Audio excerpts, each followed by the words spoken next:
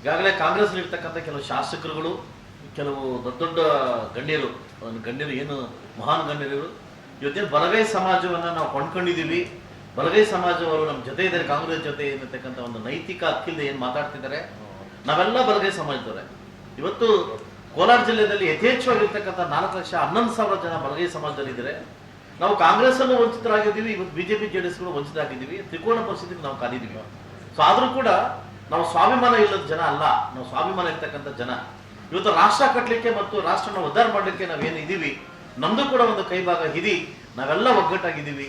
So ಮುಂದಿನ ಒಂದು ಏಳಿಗೆಗೋಸ್ಕರ ಒಂದು ನಮ್ಮ ರಾಷ್ಟ್ರನ ಕಟ್ಟಲಿಕ್ಕೆ ಏನು ನಮ್ಮ ಮೋದಿಯವರ ಅವಶ್ಯಕತೆ ಇದೆ, ನಾವು ಕೂಡ ಡಾಕ್ಟರ್ ಬಾಬಾ ಸಾಹೇಬ್ ಅಂಬೇಡ್ಕರ್ ಅವರ ಆದಿಯಲ್ಲಿ ಬಂದಿರತಕ್ಕಂಥ ನಾವು ಜನಾಂಗದವರು. ಸೊ ನಮ್ಮ ಜನಾಂಗದವರು ಎಲ್ಲೋ ಬೀದಿಯಲ್ಲಿ ಮಾತಾಡ್ತಕ್ಕಂಥ ವ್ಯಕ್ತಿಗಳಿಗೆ ಯಾರಿಗೂ ನಾವು ಆ ಮಟ್ಟಕ್ಕೇನು ಅಗ್ರಿಮೆಂಟ್ GP ಅಗ್ರಿಮೆಂಟ್ ಹಾಕೊಟ್ಟಿಲ್ಲ. ಸೊ ನೇರವಾಗಿ ಹೇಳ್ತೀನಿ, ಯಾವ ಪಕ್ಷಕ್ಕೂ ನಾವು ಅಗ್ರಿಮೆಂಟ್ ಹಾಕೊಟ್ಟಿಲ್ಲ. ನಾವು JDS ಮತ್ತು BJP ಪಕ್ಷದಲ್ಲಿ ನಾವು ನಿರಂತರವಾಗಿ ಕೆಲಸ ಮಾಡ್ತಾ ಇದ್ವಿ, ನಿರಂತರವಾಗಿದ್ದೀವಿ. ಎಲ್ಲ ಬಲಗಾಯ ಸಮಾಜದವರೆಗೂ ನಾನು ಇಡೀ ಒಂದು ಕಿರಿಯ ಶಾಸಕನಾಗಿ ಇಲ್ಲಿ ನಿಮ್ಮ ಮನೆ ಮಗುವಾಗ ಒಂದು ಮಾತನ್ನ ಹೇಳಕ್ಕೆ ಇಷ್ಟ ಬೀಳ್ತೀನಿ. ಇವತ್ತೇನು ಹೈಡ್ರಾಮಾ ಅಂತ ನಡೀತು, CM ಮುನಿಯಪ್ಪ ಅವ್ರನ್ನ ಇಟ್ಕೊಂಡು ಕೊಡ್ಲೇಬೇಕು, ಮುದುಗಂಗಾಧರ್ ಕೊಡ್ಲೇಬೇಕು ಅಂತ ಏನು ನಮ್ಮನ್ನು ಇಟ್ಕೊಂಡು ಗೊತ್ತು ಅವ್ರಿಗೆ ಗೊತ್ತು. ಯಾವುದೇ ಕಾರಣಕ್ಕೂ ಚಾಮರಾಜನಗರದ ನಮ್ಮ ಬೋಸ್ ಕೊಟ್ಟಿದ್ದಾರೆ, ಅಲ್ಲಿ ಇದು ಕಲಬುರಗಿದಲ್ಲಿ ನಮ್ಮ ಮಲ್ಲಿಕಾರ್ಜುನ ಅಳಿಯ ಕೊಟ್ಟಿದ್ದಾರೆ. ಇಲ್ಲಿ ಯಾವುದೇ ಕಾರಣ ಕೊಡೋದಂತ ಗೊತ್ತಿದ್ರೂ ನಮ್ಮನ್ನು ನಾಟಕ ಮಾಡಿ ನಮ್ಮನ್ನು ಬೀದಿಗೆ ಎಳೆದು ನಮ್ಮ ಬಲಗೈ ಸಮಾಜವನ್ನು ಅವಮಾನ ಮಾಡ್ತಕ್ಕಂಥ ಪರಿಸ್ಥಿತಿ ಕೆಲವು ಶಾಸಕರು ಏನು ಮಾಡಿದಿರಿ. ನಿಮಗೆ ತಿರುಗೇಟ್ ಕೊಡ್ತಕ್ಕಂಥ ಸಮಯ ತುಂಬ ದೂರ ಇಲ್ಲ. ಬಲಗೈ ಸಮಾಜದೆಲ್ಲ ಒಂದಾಗಿದ್ದೀವಿ, ಯಾರಿಗೆ ಮಾಡ್ಬೇಕನ್ನೋದು ನಿರ್ಧಾರ ಆಗಿದ್ವಿ. ಖಂಡಿತವಾಗ್ಲೂ 26ನೇ ತಾರೀಕು ಅದನ್ನು ಮಾಡಿ ತೋರಿಸ್ತೀವಿ ಅಂತ ಹೇಳಲಿಕ್ಕೆ ನಾನು ಇಷ್ಟ ಬೀಳ್ತೀನಿ.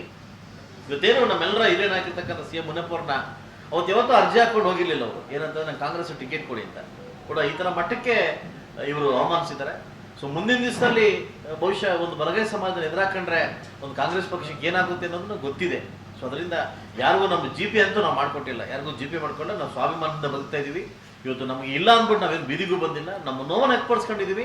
ಯಾವ ಪಕ್ಷಕ್ಕೂ ನಾವು ಬೇಡ ಅಂತ ಹೊಸ್ಕೊಟ್ಟಿದ್ವಿ. ಆದರೆ ರಾಷ್ಟ್ರಕ್ಕೋಸ್ಕರ, ಮೋದಿಯವ್ರಿಗೋಸ್ಕರ, ಮತ್ತೊಮ್ಮೆ ರಾಷ್ಟ್ರಕ್ಕೆ ಬೇಕು ಅನ್ನೋ ಕಾರಣಕ್ಕೋಸ್ಕರವಾಗಿ ನಾವೆಲ್ಲ ಒಂದಾಗಿ ಬಲಗೈ ಸಮಾಜದವರು ಮಲ್ಲೇಶ್ ಬಾಬುನ ಗೆಲ್ಲಿಸಲಿಕ್ಕೆ ಶತಪ್ರಯತ್ನವನ್ನು ಮಾಡ್ತಾ ಇದ್ದೀವಿ. ಸೊ ಅದಕ್ಕೆ ಮಾಧ್ಯಮ ಮಿತ್ರರು ಮತ್ತು ಎಲ್ಲ ನನ್ನ ಬಲಗೈ ಸಮಾಜದವರು ಸ್ವಲ್ಪ ಯೋಚನೆ ಮಾಡಬೇಕು. ನೇರವಾಗಿ ಒಂದು ವಿಷಯ ಹೇಳ್ತೀನಿ ನಿಮಗೆ. ಸುಮಾರು 7 ಟರ್ಮ್ 35 ವರ್ಷಗಳ ಕಾಲ KH ಮುನಿಯಪ್ಪ ಅವರು ಆಳಿರ್ತಕ್ಕಂಥ ನಾಶ ಇದು ಏನು ಕೋಲಾರ ಲೋಕಸಭೆಯಲ್ಲಿ.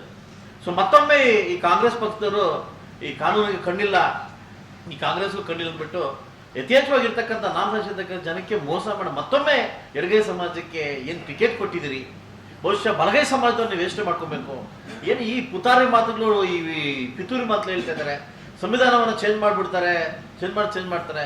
ಸಂವಿಧಾನ ಚೇಂಜ್ ಮಾಡ್ಬೇಕಂತ ಬೇಕಿದ್ರೆ ಇಷ್ಟು ದಿವಸ ನಮ್ಗೆ ಬೇಕಿತ್ತ ಮೋದಿಯವ್ರಿಗೆ? ಇವತ್ತೇನು ಈ ಎಲೆಕ್ಷನ್ ಬಂದಾಗ ಈ ಗಿಮಿಕ್ ಆಟಲ್ ಆಡ್ತಾ ಇದ್ದಾರೆ. ಈ ಗಿಮಿಕ್ ಆಟಲ್ಗೆ ದಯವಿಟ್ಟು ಬಲಗೈ ಸಮಾಜದಲ್ಲಿ ಕೂಡ AS ಅಧಿಕಾರಿಗಳಿದ್ದೀರಿ, ಟ್ಯಾಕ್ಸ್ ಆಫೀಸಲ್ಲಿದ್ದೀರಿ, ದೊಡ್ಡ ಹುದ್ದೆಗಳಿದ್ದೀರಿ.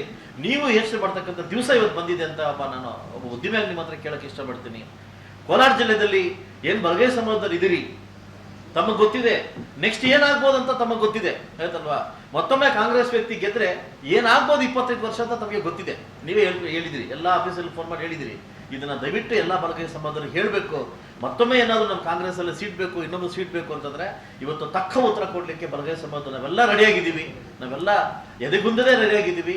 ನಾವು ಸ್ವಾಭಿಮಾನ ಇಲ್ಲದೆ ಕೂಡ ನಾವು ಇಲ್ಲಿ ಇದು ಮಾಡ್ತಾ ಇದ್ದೀವಿ. ಸ್ವಾಭಿಮಾನ ಇರ್ತಕ್ಕಂಥ ನಾವು ಜನ ನಾವು. ಸೊ ಯಾರಿಗೂ ಮರೆ ಹೋಗಿಲ್ಲ, ಯಾರಿಗೂ ನಾವು ಮಾರ್ಕೊಂಡಿಲ್ಲ.